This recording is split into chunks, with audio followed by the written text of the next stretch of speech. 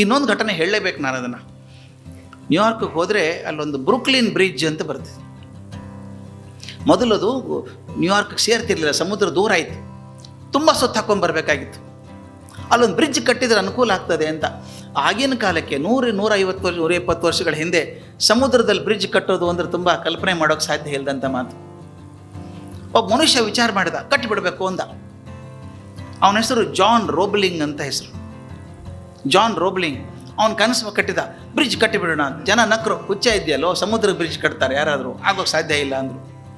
ನೋಡೋಣ, ಪ್ರಯತ್ನ ಮಾಡೋಣ ಅಂದ.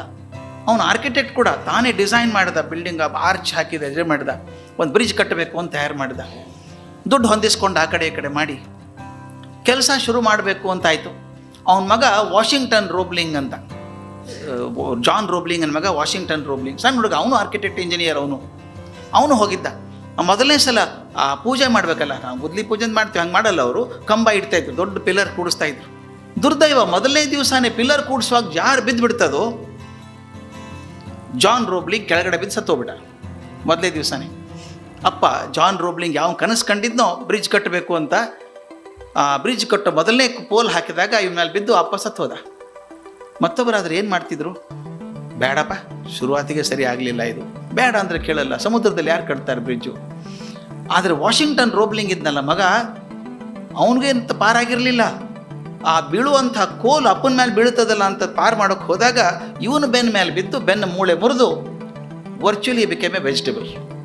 ಅವನು ಪೂರ್ತಿ ಹಾಸಿಗೆ ಹಿಡ್ಕೊಂಡು ಮಲ್ಕೊಂಡ. ಹೇಳೋಕ್ಕಾಗೋದಿಲ್ಲ, ಮಗ್ಲಾಗೋಕ್ಕಾಗಲ್ಲ, ಆಸ್ಪತ್ರೆಯಲ್ಲಿ ಹಾಗೆ ಮಲಗಿಸ್ಬೇಕು. ಅವ್ನು ಕರ್ಕೊಂಡೋಗಿ ಮಲಗಿಸಿದ್ರು, ಎತ್ತರದ ಆಸ್ಪತ್ರೆಯಲ್ಲಿ ಕಿಟಕಿ ಹತ್ತಿರ ಮಲಗಿಸಿದಾಗ ಆ ಜಾಗ ಕಾಣಿಸೋದು, ಧ್ವನಿನೇ ಬರ್ತಿರಲಿಲ್ಲ ಅವನಿಗೆ. ಇದು ನಾನು ಹೇಳ್ತಿರೋ ಅತಿಶಯೋಕ್ತಿಯಲ್ಲ ಆದದ್ದಿದು. ವಾಷಿಂಗ್ಟನ್ ರೋಬ್ಲಿಂಗ್ ಏನು ಮಾಡಿದ ಅಂದರೆ, ಹೆಂಡತಿ ಹೇಗೆ ನೋಡ್ಕೊಂಡ್ಲು ಗಂಡನ ಅಂತ. ಕೊನೆಗೆ ಅವನೇನು ಮಾಡಿದ, ಆಕೆ ಕೈ ತಟ್ಟೋಕೆ ಶುರು ಮಾಡಿದ, ಹೀಗೆ ಹೀಗೆ ಕೈ ತಟ್ಟೋಕೆ ಶುರು ಮಾಡಿದ. ತಾವೇ ಒಂದು ಭಾಷೆ ಮಾಡಿಕೊಂಡ್ರು, ಕೈ ಮುಟ್ಟೋದ್ರಿಂದ ಭಾಷೆ ಅದು.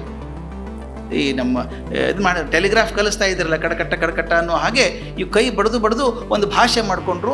ಕೀರಲ್ ಧ್ವನಿ ಬರಬೇಕು, ಅದನ್ನು ಕೇಳಿಸ್ಕೊಂಡು ಆಕೆ ಇಂಜಿನಿಯರ್ ಹೇಳೋಕೆ ಹೀಗೆ ಮಾಡು, ಕೆಲಸ ನಿಲ್ಲಿಸ್ಬೇಡ ಅಂತ ಹೇಳಿದ. ಕೆಲಸ ಶುರು ಆಯಿತು.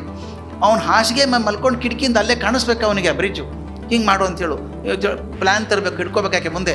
ಅದು ನೋಡಿ ಇವನು ಕೈ ಬಡಿಯೋನು. ಸ್ವಾಮಿ, ಇದು 1 ದಿವಸ 2 ದಿವಸದಲ್ಲ ಮಾತು ಹೇಳಿದ್ದು, 12 ವರ್ಷ ಮಾಡಿದ್ದಾರೆ. 12 ವರ್ಷ ಆತ ಕೈ ಬಡಿದು ಹೇಳಬೇಕು, ಆಕೆ ಅದನ್ನು ಭಾಷೆ ಮಾಡಿ ಅವನು ಇಂಜಿನಿಯರಿಗೆ ಹೇಳಬೇಕು, ಇಂಜಿನಿಯರಲ್ಲಿ ಕಾರ್ಯಗತ ಮಾಡಬೇಕು. 12 ವರ್ಷಕ್ಕೆ ಬ್ರಿಡ್ಜ್ ಕಂಪ್ಲೀಟ್ ಆಯಿತು. ಬ್ರಿಡ್ಜ್ ಕಂಪ್ಲೀಟ್ ಆಯಿತು. ಏನು ಸಂತೋಷ ಆಗಿರಬೇಕಲ್ಲ ಅವನಿಗೆ. ಅದಕ್ಕೆ ಹೇಳ್ತಾರೆ, bridge stands as A testimony for 3 things ಅಂತ.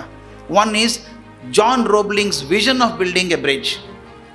Second is the tenacity and perseverance of Washington Roebling.